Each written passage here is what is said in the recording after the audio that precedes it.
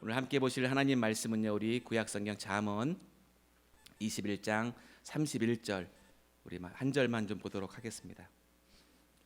구약 935페이지 잠언 21장 우리 31절 말씀, 우리 한 목소리로 다 같이 합독하도록 하겠습니다. 시작. 사울 나를 위하여 마병을 예비하거니와 이김은 야훼께 있느니라. 아멘. 오늘 저는 이 잠언 21장 31절 말씀을 중심으로 해서 하나님이 이기시도록 하자라는 제목으로 은혜의 시간을 나누고자 합니다.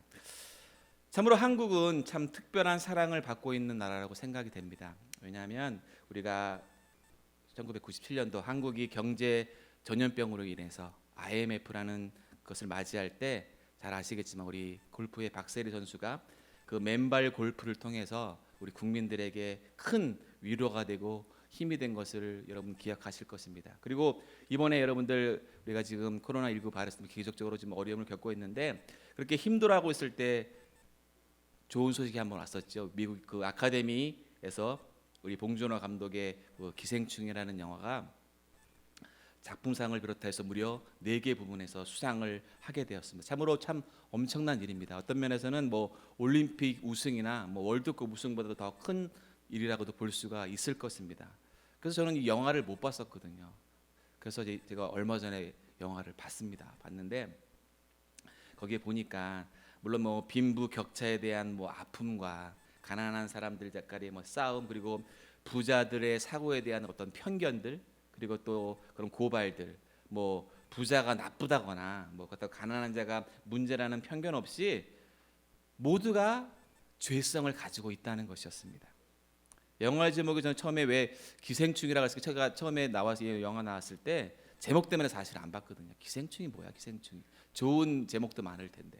그래서 안 봤다가 이게 또 이제 아카데미 무려 4개 부문을 석권을 하니까 봐야겠더라고요. 그래서 봤는데 근데 그 영화의 제목에 써 있던 것처럼 왜 기생충일까? 근데 그것을 보면서 제가 말씀을 준비하면서 언뜻 사도 바울의 말씀이 생각이 났어요. 모든 사람이 죄를 지었지만 죄를 알지 못했다. 바로 이런 마음이 떠올랐다는 것이에요. 그러니까 모든 사람이 기생충처럼 산다는 것이에요. 다른 사람들의 뭐 직접적으로 피를 빨아먹지는 않지만 다른 사람들의 약점, 그런 것들에 대한 것들을 알면서도 살아남기 위해서 기생충처럼 살고 있다는 것. 근데 죄인이지만 죄를 알지 못한다는 것이에요. 바로 우리가 기생충과 같다는 것이에요.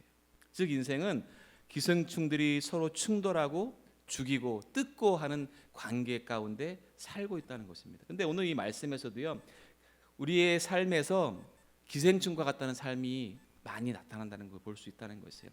본문을 한번 다시 한번 보면 거기 뭐라고 써 있습니까? 사울 나를 위하여 마병을 예비하거니와 이김은 야훼께 있느니라. 바로 오늘 말씀은요, 사울 나를 위해서 마병을 준비하라는 것이에요. 그래서 우리 인생은 우리가 많이 표현하지 않습니까? 인생을 전쟁터와 같다, 싸움터와 같다고 이야기를 많이 표현을 합니다. 그 전쟁을 하기 위해서 어려서부터 뭐 공부를 하고 취업을 하고 여러 가지 시험들을 하고 하다 보면 육신도 늙게 되고 여러 가지 어려움을 겪게 되는데 정말 힘들고 어렵다는 것이, 인생이 참 쉽지 않고 고달프다고 이야기들 합니다. 근데 사도 바울이 마지막 저는 그 디모데에게 한 말이 너무 기억에 남는 게 여러분 잘 아시는 말씀, 우리 디모데후서 4장 7절 말씀을 한번 볼까요? 한번 다 같이 한번 읽어보겠습니다. 시작. 나는 선한 싸움을 싸우고 나의 달려갈 길을 마치고 믿음을 지켰으니. 아멘. 바울은요, 인생을요 선한 싸움이라고 보고 있었습니다. 그래서 공감이 되지 않습니까? 인생은 바로 하나님 중심으로 살 것인가 아니면 내 중심으로 살 것인가 하는 영적인 싸움이 있다는 것입니다. 우리가 삶을 살아가면서 철저하게 내 중심적으로 살게 되면 우리는 죄악에 빠질 수밖에 없지만, 반면에 주님의 인도하심을 받고 주님의 도우심을 받고 자란다면 우리가 철저하게 주님 중심으로, 믿음 중심으로 살 수 있다는 것입니다. 여러분들 이번에 이 코로나 사태 있을 때 우한에서 이제 우리 교민들하고 한국에 왔을 때 처음에 이제 아산하고 이천에 이제 집단으로 좀 격리하기 위해서 했는데 2가지 사건을 목격하지 않으셨습니까? 거기 봤을 때 아산은요 처음부터 막 데모하는 거예요. 그런 사람들 오면 우리 힘들다. 그래서 막 데모했었고요. 반면에요 이천에서는요 그들을 따뜻하게 맞이하면서 자기 이천 쌀 유명하니까 쌀을 주자고 그렇게 이야기를 했습니다. 왜 이런 일이 일어날 수 있었겠습니까? 분명하게 한쪽에서는 막 극구 반대하고 한쪽에서는 사랑으로 쌀까지 주면서 그들을 맞이할 수 있었는가? 그것은 바로 다 내 자기 중심, 집단 이기적 중심이기 때문에 그렇다는 것입니다. 내가 살아가면서 우리들도 살아가면서 여러분들 뭐 요즘에 아파트 값이 뭐 수원도 많이 올랐다고 하는데 아파트 가격이 떨어지기 전에 빨리 우리 집 팔아서 더 좋은 데로 가고 돈을 더 이번 기회에 내가 산 가격보다 더 많이 받아서 뭐 이득 좀 내보자. 그냥 아무 생각 없이 그렇게 생각한다면 우리는 믿지 않는 사람들과 똑같을 수밖에 없다는 것입니다. 하지만 내가 믿는 자로서 예수님이라면 어떻게 생각하셨을까를 먼저 기도하고 내가 믿음 가운데 나간다면 우리는요 하나님의 인도하심을 받는 귀한 믿음의 자녀들이라는 것을 굳게 믿으시기를 예수님의 이름으로 축복드리겠습니다. 오늘 사도 바울이 그렇게 얘기를 합니다. 내가 달려갈 길을 마쳤다고, 그리고 또 이 달려갈 길은 내 인생을 살아면서 내 노력으로 사는 것이 아니라 하나님의 인도하심을 받는 것이 매우 중요하다고 우리에게 권면하고 있다는 것입니다.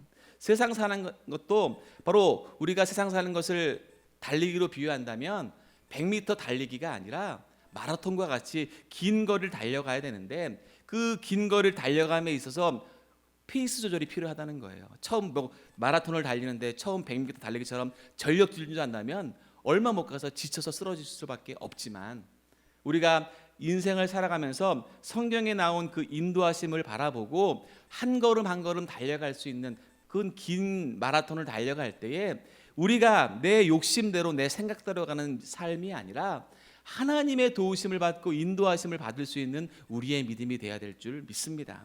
그러면서 사도 바울이 마지막으로 고백하는 것이 무엇입니까? 믿음을 지켰다고. 바로 사도 바울이 어떤 사람이었습니까? 믿음의 사람이 아니었습니까? 어떻게 보면은 우리 개신교 기독교를 좀 정리해서 어떠면 기독교를 만든 사람 아니겠습니까? 그가 마지막에 그가 믿음을 지켰다고 고백을 하고 있다는 것입니다. 바로 이 고백이 정말 맞는 고백 아니겠습니까? 세상을 살아가다 보니까 믿음을 지키는 것이 쉽지 않다는 것이에요. 마지막까지 믿음을 지키는 것은 어떤 면에서는 엄청난 축복이라는 것입니다.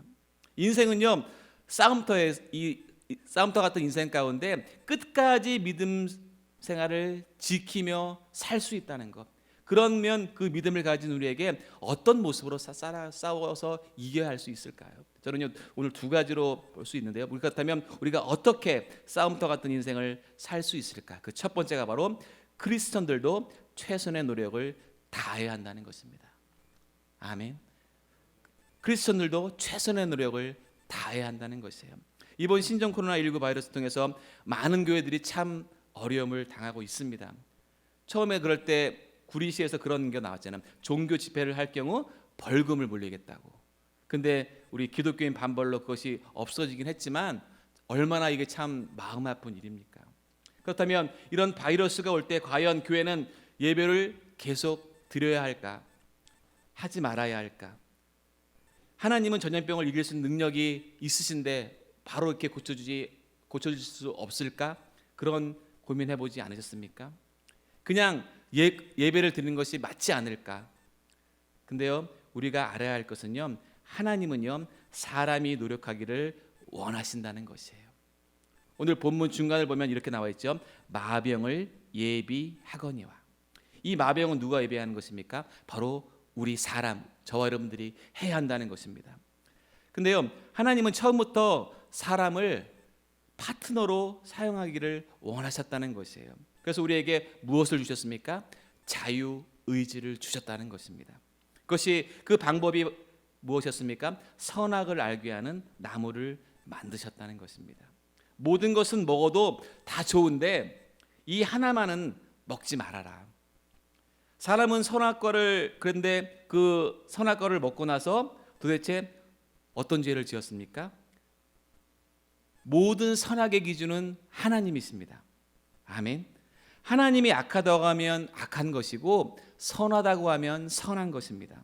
그런데 사탄은요, 이 선악과를 먹게 함을 통해서 하나님과 같이 선악을 구별할 수 있다고 유혹했던 것이었습니다. 무슨 말입니까?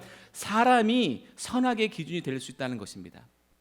사탄은요, 하나님을 끌어내리고 우리가 주인 되리라고 하고 유혹했던 것이었습니다. 즉 선악과를 먹는 것이 중요한 것이 아니라 인간이 기준이 되는 선악과를 먹게 되었다는 것이에요.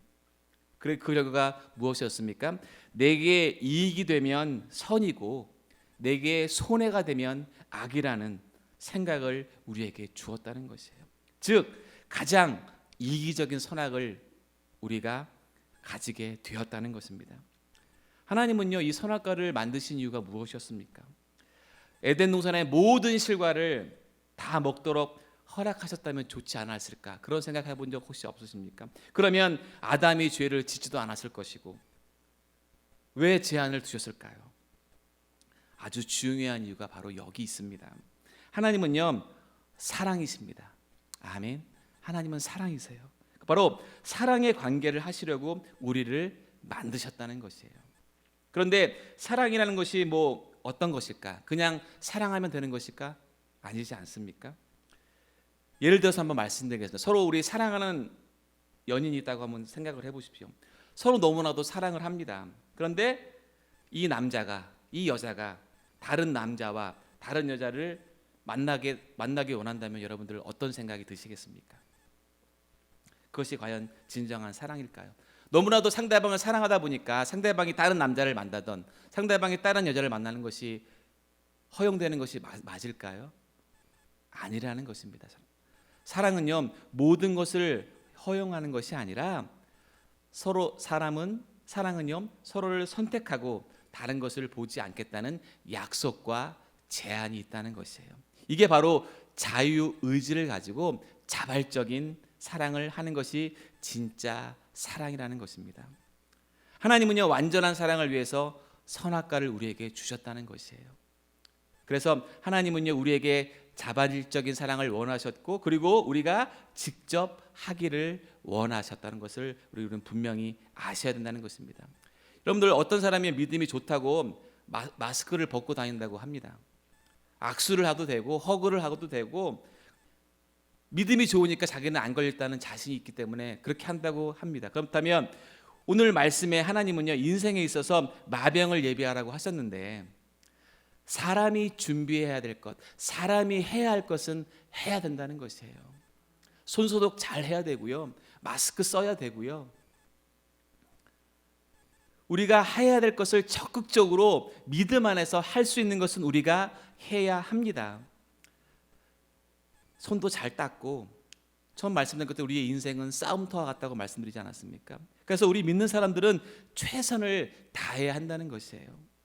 공부하는 사람들도 열심히 노력해야 되고요, 사업을 하는 사람도 열심히 하나님 말씀에 덧입어서 열심히 사업해야 되고요, 가정을 가진 사람도 가정을 위해서 열심히 하나 되기 위해서 노력해야 된다는 것입니다.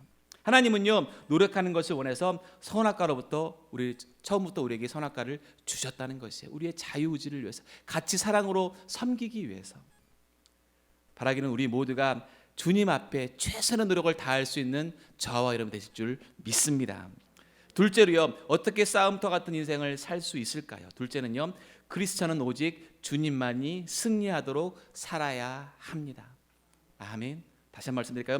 우리 크리스천 믿는 사람들은요, 오직 주님만이 승리하도록 살아야 한다는 것입니다. 지금 우리 앞에는 코로나19라는 전염병이 앞에 있습니다. 과연 믿는 자로서 전염병을 어떻게 대해야 할까요? 무슨 교회가 이렇게 예민할까? 왜 예배도 안 드릴까? 반면에 교회가 이렇게 헐렁헐렁할까? 이러다가 전염병 들어오는 건 아닐까? 많은 분들의 이야기를 듣습니다. 또 교역자들까지 얘기해 보면 의견도 좀 다양하게 나오는데요. 과연 이 전염병을 우리가 어떻게 대처해야 될까요? 제가 그래서 하나님께서 전염병을 보내시는 이유에 대해서 제가 말씀을 좀 찾아봤는데요. 첫 번째로 보면 전염병을 통해서 하나님은 누구신지 우리에게 알려주셨습니다. 그 말씀이 에스겔서 28장 23절 말씀, 다 같이 한번 읽어볼까요? 시작. 내가 그에게 전염병을 보내며 그의 거리에 피가 흐르게 하리니 사방에서 오는 칼에 상한 자가 그 가운데서 엎드려질 것인즉 무리가 나를 야훼인 줄을 알겠고. 그리고요, 전염병을 통해서 심판을 경고하십니다. 아모스 4장 10절 말씀 한번 읽어볼까요? 시작. 내가 너희 중에 전염병 보내기를 애굽에서 한 것처럼 하였으며 칼로 너희 청년들을 죽였으며 너희 말들로 노력하게 하며 너희 진영의 악취로 코를 찌르게 하였으나 내가 내게로 돌아오지 아니하였느니라. 야훼의 말씀이니라. 아멘. 세 번째요, 전염병을 통해서 우리에게 기도하도록 인도하십니다. 우리 역대하 20장 9절 말씀 볼까요? 시작. 만일 재앙이나 난리나 견책이나 전염병이나 기근이 우리에게 임하면 주의 이름이 이 성전에 있으니 우리가 이 성전 앞과 주 앞에 서서 이 환난 가운데서 주께 부르짖은즉 들으시고 구원하시리라 하였나이다. 아멘. 마지막으로요, 전염병을 통해서 예수님의 재림을 우리에게 예측하게 하셨습니다. 우리 누가복음 21장 11절 말씀 볼까요? 시작. 곳곳에 큰 지진과 기근과 전염병이 있겠고 또 무서운 일과 하늘로부터 큰 징조들이 있으리라. 아멘. 하나님은요, 이 전염병을 통해서 우리에게 많은 것을 성경 가운데 얘기하고 계십니다. 그렇다면 전염병은요, 하나님이 일하실 때 사용하던 방법이었다는 것이에요.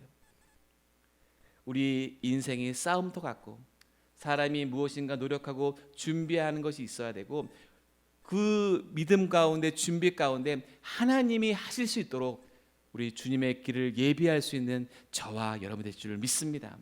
여러분들, 왜 모세는 자기 무덤을 없애라고 했을까요? 이유는 간단합니다. 무덤이 보이면 모세가 영광을 받기 때문에. 그래서 모세가 주인공이 아니라 모세가 승리하는 것이 아니라 하나님만이 승리자라는 것을 믿으시기를 바랍니다. 바로 이런 모습들 가운데 우리가 따라서 하나님의 영광을 위해서 우리가 살아야 될 줄 믿습니다. 복음을 만나면 전염병에 안 걸릴까요? 아니라는 것이에요. 걸릴 수도 있습니다. 도리어 전염병에 안 걸린다는 그 사람이 또 어떤 면에서는 영웅일 수도 있겠지요. 내가 믿는 자라면 100% 전염병도 안 걸리고 암도 안 걸리고 모든 병도 안 걸릴 수 있을까요? 아니요. 걸릴 수 있습니다. 하지만 그것이 불행이 아니라 내가 하나님의 자녀라면 그 질병도 어려움도 하나님의 영광이 된다면 그런 모습으로 살아야 될 줄 믿습니다. 지금 집에서 또 각 처소에 예배드리는 성도 여러분, 또 함께 하신 우리 교육자, 우리 목사님들 여러분, 우리가 사역을 하고 또 삶의 현장에서 살아갈 때에 나의 영광을 위해서, 나의 영화를 위해서 사는 것이 아니라, 그런 사역이 아니라 하나님이 역사하시고 하나님이 나타날 수 있는 사역이 되어야 될 줄 믿습니다. 이렇게 어려움을 당하고 고난을 당하고 있을 때 왜 교회에서 기도 안 하고 하나님이 역사하지 않냐고 그렇게 불평하는 우리의 믿음이 아니라, 우리의 신앙이 아니라 내가 있는 그 자리에서, 내가 있는 그 공간에서 하나님의 나라를 위해서 최선을 다해서 기도하며 주님의 인도하심을 받는 우리의 모임이 우리의 사역이 될 줄 믿습니다. 내가 드러나는 것이 아니라 나를 통해서 역사하시는 하나님의 능력이 나타나기를 예수님의 이름으로 축복드리겠습니다. 그렇다면 우리가 어떻게 살아야 되겠습니까? 여러분 잘 아시겠지만 로마 교회 때요, 지금처럼 전염병이 아주 크게 돌았습니다. 그 당시에는 의학도 그렇게 크게 발달하지 않다 보니까 작은 전염병으로도 수많은 사람이 목숨을 잃게 되었는데, 그렇게 로마 교회 때 전염병이 돌았을 때 이로 인해서 로마 제국이 많은 힘을 잃게 되었습니다. 이때 힘을 잃다 보니까 기독교인들이 타겟이 돼서 핍박을 받게 되는 거예요. 왜냐하면 그 기독교인들이 성만찬 할 때 그 성만찬하는 게 그 피 때문에, 그 피로 인해서 그 피를 마신다는 소문에 의해서 기독교인들이 핍박을 당하게 되었습니다. 그러다 보니까 우리 기독교인들이 어떻게 됩니까? 잘 아시는 대로 그 지하 카타콤에 들어가서 생활할 수밖에 없었다는 거예요. 그런데 문제가 뭐였냐면 그 전염병이 워낙 심하게 돌다 보니까 수많은 사람들이 길거리에 쓰러져 죽게 되었다는 것이에요.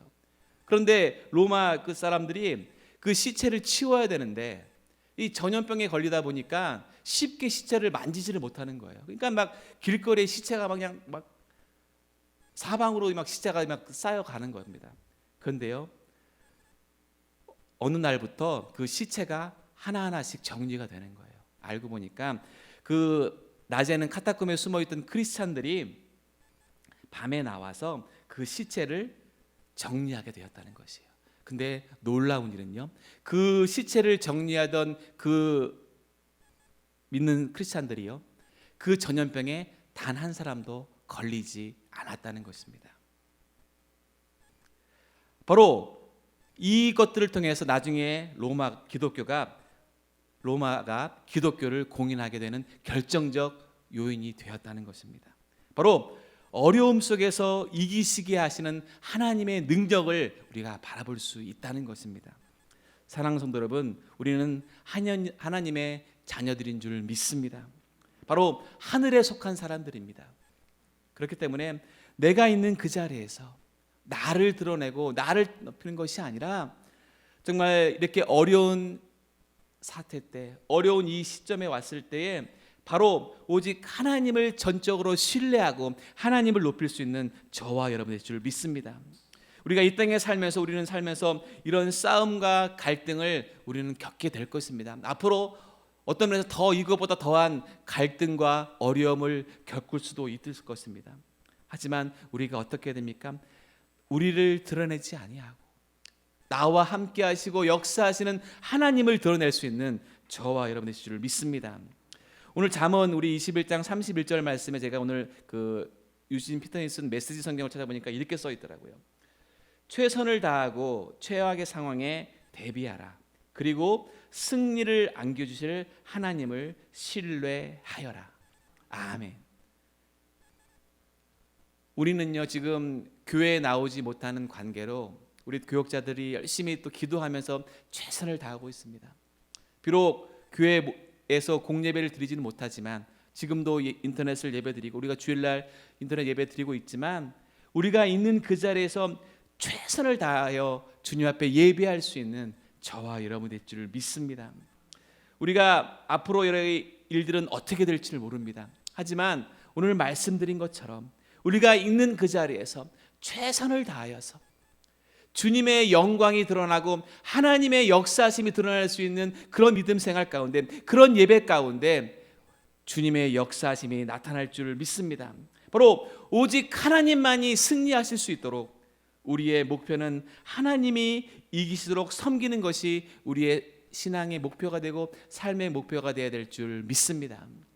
바라기는 우리가 더욱더 하나님을 바라보시고 우리가 삶을 살아가면서 정말 하나님이 역사하시고 하나님이 이기실 수 있도록 우리가 기도하고 믿음 안에서 승리하시기를 예수님의 이름으로 축복드리겠습니다. 사랑하는 성도 여러분, 오늘 이 말씀을 정말 기억하십시오. 하나님이 하실 수 있도록 내가 하는 것이 아니라 내 의지로 노력으로 하는 것이 아니라 나를 구원해 주셨고 나를 통해서 역사해 주시는 하나님의 능력으로 주를 바라볼 수 있는 우리의 믿음이 되고 우리의 신앙이 되어야 될 줄 믿습니다. 히브리서 9장 22절 말씀 잘 아시는 말씀, 피 흘림이 없이는 죄 사함이 없다고 말씀하죠. 여기서 피 흘림이 뭡니까? 십자가 아니겠습니까? 이 십자가 없이는 우리가 죄도 용서받을 수 없고 죄 사함도 없습니다. 다시 말해서 우리가 십자가 없이는 이 어려움을 이겨낼 수 없다는 것이에요. 주님을 바라보시고 우리를 위해서 십자가를 지신 예수 그리스도의 그 사랑, 예수님의 그 은혜가 더욱더 우리를 힘들게 하는 이 상황 가운데 능력 되시고 힘 되시는 주님을 바라보고 하나님이 이기실 수 있도록 역사하는 하나님의 능력을 바라볼 수 있는 저와 여러분 되시기를 예수님의 이름으로 축원드리겠습니다. 우리 오늘 찬양하고 말씀을 한번 생각하기를 원합니다. 우리 나의 피난처 예수인데요, 이 세상에 피난처가 어디 있겠습니까? 가장 안전한 곳이 어디 있겠습니까?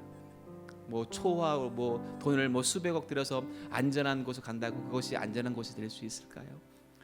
가장 안전한 곳 주님의 품인 줄 믿습니다. 여러분들 여러 가지 요즘 사건 사고를 통해서 이 코로나19 통해서 많은 정보들을 접하게 되시는데 그것 때문에 낙심되십니까? 불안하십니까? 그렇다면 오늘 이 찬양 가운데 오늘 말씀을 기억하시며 찬양하시면서 우리에게 힘 주시고 능력 주시는 그 힘 가운데 주님의 힘을 힘입어서 위로받고 능력받고 힘 받으시기를 예수님으로 축복드리겠습니다. 다 같이 찬양하겠습니다.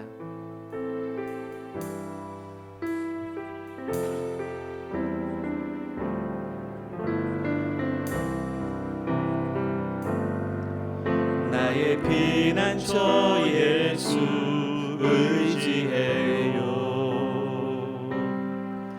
나의 피난처 예수 의지해요. 나의 가는 길에 거센 바람 몰아쳐와도 나의 피난처 예수 의지해요. 나는 영원히 주님, 나는 영원히 주님 사랑해요. 나는 영원히 주님 사랑해요. 세상 어떤 것도 나의 사랑 끊을 수 없네. 나는 영원히 주님 사랑해요.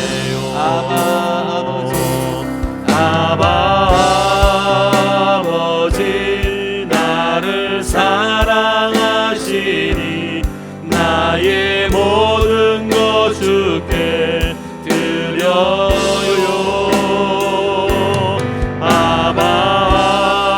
아버지 내가 여기 주님 영광 위하여 주님 영광 위하여 써주세요. 다시 한번 고백합니다. 나의 피난처 예수, 나의 피난처 예수 의지해요. 나의 피난처 예수 의지해요.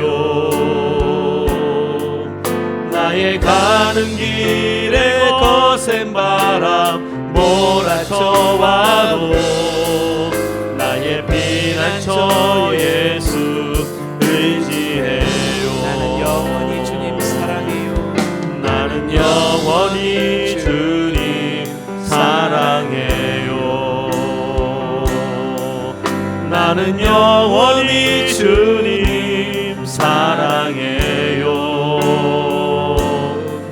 세상 어떤 것도 나의 사랑 끊을 수 없네. 나는 영원히 주님 사랑해요. 아버지 나를 사랑하시니 나의 모든 것 주께 드려요. 아버지 내가 여기 있으니 주님 영광 위하여 써주세요.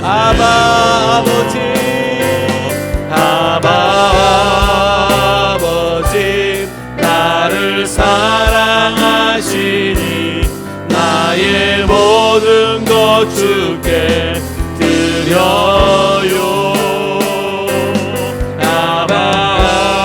아버지 내가 여기 주님 교회 위하여 주님 교회